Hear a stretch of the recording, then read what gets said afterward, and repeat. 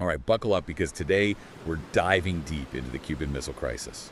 One of those moments where, yeah, the world almost ended. And here's the thing we're going to try and do. Okay.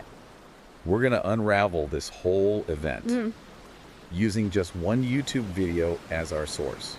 Ambitious. It's amazing how much is packed into this one video. It's a good one, though. Yeah, we're talking about those really close calls, Oh, yeah, some real nail biters. secret plans, backroom deals, Definitely. and those moments that could, totally rewritten history. Absolutely. It's fascinating how this wasn't just some isolated incident. Like, the Yeah. Cuban Missile Crisis was really the climax of this buildup of tension between the U.S. and the Soviet Union, Oh, yeah, right in the heart of the Cold War. Exactly. So even before we get to those missiles showing up in Cuba, Yeah. the relationship between the U.S. and Cuba itself was already pretty heated. Oh, yeah. Definitely on fire, you could say. So after Fidel Castro's communist revolution in 1959, Right. the U.S. saw him as this huge threat. Oh, right? absolutely. Practically in their backyard. Yeah. They tried to get rid of him. Yeah, they launched the Bay of Pigs invasion in 1961. Yeah. Hoping to just topple Castro. But Yeah. it was a disaster. Total backfire. Total backfire, yeah. And then there were all these crazy attempts to assassinate Castro. Oh, you're talking about the exploding cigars. Yeah, exploding cigars, poison diving suits. It sounds like a spy movie. It really does. It's almost comical. What were they thinking? Well, it shows you the paranoia of the Cold War, right? Yeah. The U.S. was so fixated on getting rid of Castro Yeah. that they came up with some really outlandish plans. Outlandish for sure. It wasn't just the assassination attempts either. What else? They even had this plan called Operation Northwoods, Okay. where they were going to stage these fake terrorist attacks. Wait, hold on. On U.S. soil? Yeah, on U.S. soil. Fake a terrorist attack to justify an invasion of Cuba. That was the idea. That's insane. It was eventually rejected by Kennedy, Okay, good. but the fact that it was even considered right, Wow. it really shows you how far they were willing to go. Yeah. And this context is really important Okay, why is that? because it helps us understand why finding those Soviet missiles in Cuba triggered such a strong reaction. Right, because the U.S. made it seem like the Soviets putting missiles in Cuba Yeah. was this sudden, shocking move. Yeah, it tipped the balance of power completely. But our video source, it tells a different story, right? It does. It reminds us about that missile gap debate Yeah. during the 1960 election. Oh, right. Okay. When Kennedy was saying the Soviets had way more nukes. Yeah. But it turns out that wasn't even true. So the U.S. already had missiles. The U.S. already had missiles in Turkey and Italy, Okay. much closer to the Soviet Union than Cuba was to the U.S. So Khrushchev, he was the leader of the Soviet Union at the time. Right. Putting missiles in Cuba was kind of like a response. You could see it that way, yeah. Evening the score a bit. Exactly, a power play for sure. Yeah. But also a reaction to the U.S. already having missiles near their borders. So it's like this whole, history being presented in a way that maybe isn't Yeah, the whole picture. you got it. It really makes you think, we should always be looking for the full context and looking at things from different angles. Well, it's a whole perspective. So then. how do things escalate from there? We have these missiles in Cuba. Suddenly the whole world's on edge, Right. on the brink of nuclear war. Well, it all happened really fast Yeah. after that U.S. spy plane took those pictures. Of the missile sites being built. Yeah, on October 14th, 1962. And that's when Kennedy forms XCOM. Right, this group of advisors to figure out what to do. And the source actually says that we have access to some of the recordings. From those top secret meetings, Yeah. which is incredible. It's wild. So what were they thinking? What options were even on the table at that point? I mean, they considered everything. Doing nothing, diplomacy, trying to talk to Castro secretly, invasion, Yeah. airstrikes, the whole shebang. No, the whole spectrum. But a full-on invasion was quickly ruled out. Why was that? Well, turns out they had bad intel. Oh, no.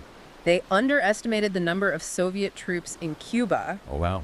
There were way more than they thought. Okay. Plus, they had tactical nukes ready to go. Against any invading force. Exactly. It would have been a bloodbath. Oh, man. So Yeah. a full-on war off the table. Yeah, too risky. So what did they decide to do? After a lot of back and forth, Kennedy went with a naval quarantine Okay. around Cuba. The quarantine. Well, basically a blockade Okay. to stop any more Soviet ships from getting to the island. And that's when things get really tense. You can imagine, right? Like those Soviet ships approaching the blockade line. It was a standoff for the ages. Meanwhile, the U.S. raised its DEFCON level to 2. Which me? Putting those nuclear bombers on high alert, Just one step away from nuclear war? that's insane. It doesn't get more serious than that. And to think communication back then was so slow. Yeah, no direct hotline between the leaders. Can you imagine trying to prevent a nuclear war by sending telegrams back and forth? It's mind-boggling. It's wild. But then Khrushchev, he sends a letter Right. offering to remove the missiles if the U.S. promised not to invade Cuba. Yeah, that was the first letter. Oh, there's another one. Yeah, second letter came in. What did that one say? This one demanded the removal of U.S. missiles from Turkey. Oh, so he wanted a trade. It was a power play, put Kennedy in a really tough spot. So how did they manage to step back from the edge? Like, how did we all survive this thing? Well, that's a story for part 2. Oh, come on. You're going to leave us hanging like that. You'll have to wait and see. All right, fine. But we're definitely coming back for the rest of this story. You won't want to miss it. All right, so we're left with that cliffhanger. Khrushchev's second letter. Yeah, demanding the U.S. take their missiles out of Turkey. Yeah, tough situation, for sure. You have to imagine the pressure on Kennedy at that point, right? It was immense. I mean, some of his advisors were like, let's strike Cuba. They were pushing for military action. But right in the middle of all this, we get to October 27th, 1962. Black Saturday. It's crazy how close things got to a full-blown nuclear war on that day. It really is a turning point in the whole crisis. It's like everything that could go wrong almost did. Yeah, a whole series of near misses. So first you got a U.S. U-2 spy plane Piloted by Major Rudolph Anderson, shot down over a Cuba. real escalation of the conflict. And then on top of that, another U-2 accidentally flies into Soviet airspace. Yes, scrambling those Soviet fighter jets. And as if that wasn't enough, the U.S. Navy drops depth charges on a Soviet submarine. Right near the blockade line, But here's the thing, they didn't know this submarine the B-59. was armed with nuclear torpedoes. A terrifying thought. So the captain of the submarine, Valentin Savitsky. he thinks war has already started right. Yeah, he's ready to launch those torpedoes. A nuclear attack triggered by a misunderstanding. The consequences would have been unimaginable. It's terrifying what stopped him. Well, thankfully, there was another officer on board, Okay. Vasily Arkhipov. And he basically convinces the captain to surface. And wait for orders from Moscow?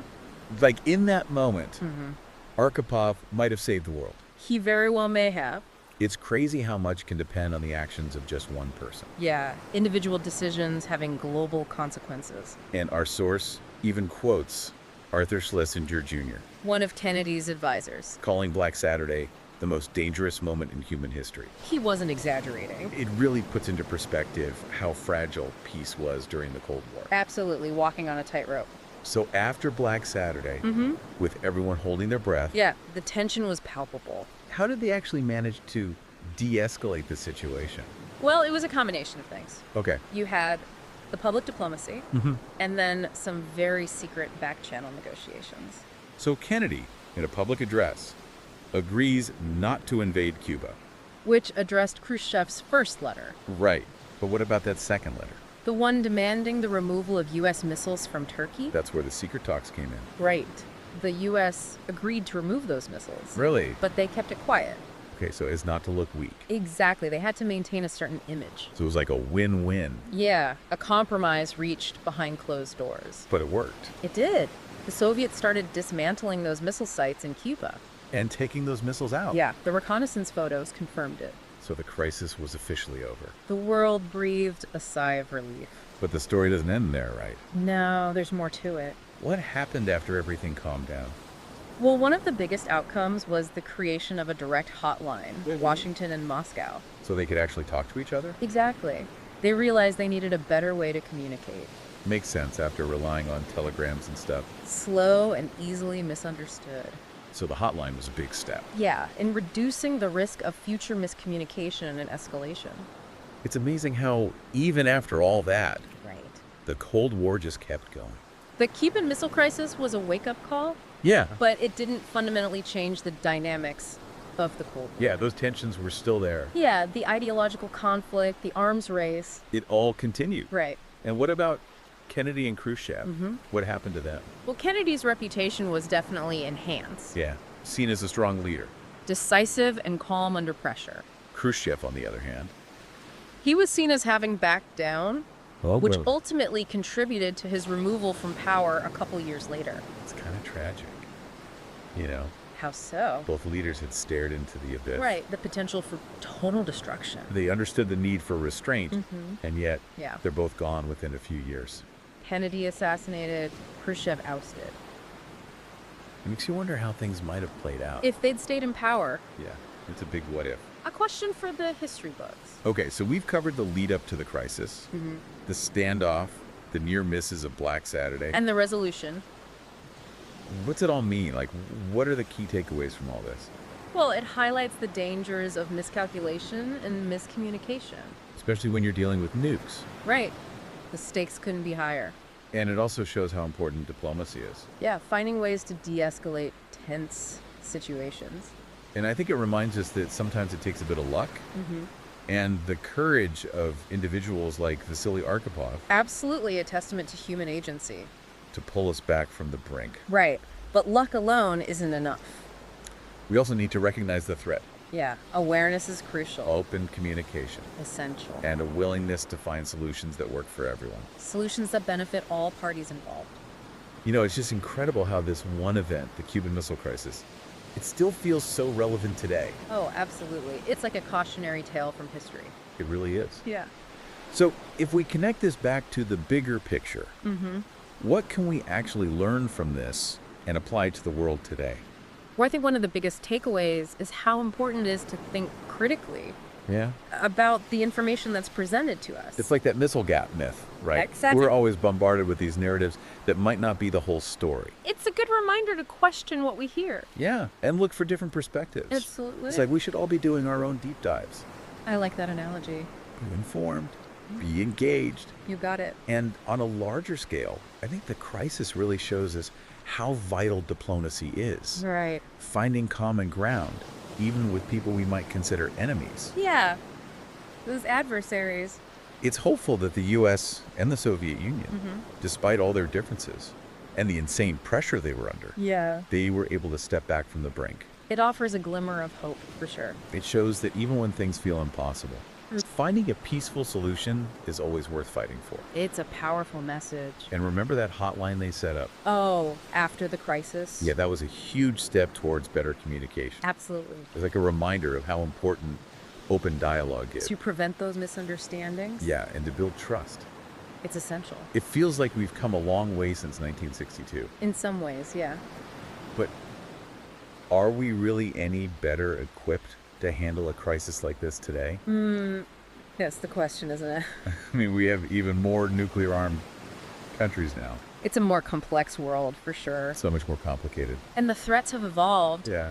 but the lessons from the Cuban Missile Crisis, they're still relevant. You think so? Oh, I think they're more important than ever. Clear communication, diplomacy, restraint, Those are timeless. they really are those principles. It's like history is giving us this playbook, highlighting the traps to avoid and the paths to follow. A roadmap for navigating those dangerous waters. Exactly. I think that's a great way to put it. The Cuban Missile Crisis was like this massive wake-up call. Definitely. It showed us what's at stake. When those tensions escalate, yeah. And it's a story that should push us to be more informed, Yes. more engaged citizens, Absolutely. demanding transparency from our leaders. And promoting peace. Yeah, always pushing for peaceful solutions to conflict. That's the goal. After doing this deep dive, I really feel that sense of responsibility. Which is a powerful feeling. The Cuban Missile Crisis wasn't just something in a history book. No, it was a real turning point. Yeah, a moment that could have changed everything. The course of human history. And it reminds us that the choices we make today, Yeah. they matter. They have consequences. Big consequences. The ripple out. Exactly. Well, thanks for going on this deep dive with us into the Cuban Missile Crisis. It's been a pleasure. It's been eye-opening, to say the To least. say the least. And to everyone listening, Yeah, out there. don't stop here. Keep digging. Keep exploring, keep learning, and keep asking those tough questions. Because the more we understand the past, The better we can shape the future. well said. History might repeat itself if we don't learn from it. That's the key takeaway. All right, that's it for this deep dive. Until next time. Stay curious.